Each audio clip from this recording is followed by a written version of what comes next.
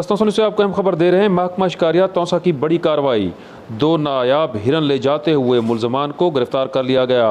मौजूद है हमारे रिपोर्टर अकील खान कैसरानी, जिनके मुताबिक महकमा शिकारियात ने बड़ी कार्रवाई करते हुए 2 नायाब हिरन ले जाते हुए मुलजमान महमूद उल हसन और अकमल को गिरफ्तार कर लिया।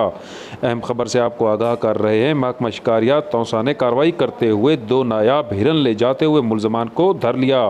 इस मौका पर इंस्पेक्टर शिकारियात मोहम्मद इकबाल का कहना था कि किसी को भी नायाब किस्मी जानवर खरीदो फरोख्त करने की इजाज़त नहीं देंगे।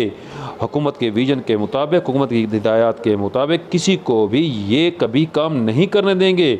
उनका कहना था कि ऐसे काम में मुलविस अनासर के खिलाफ भरपूर और ठोस बुनियादों पर कार्रवाई कर रहे हैं। अहम खबर से आपको आगाह कर रहे हैं। महकमा शिकारियात तौसा ने कार्रवाई करते हुए 2 नायाब हिरन ले जाने की कोशिश नाकाम बना दी।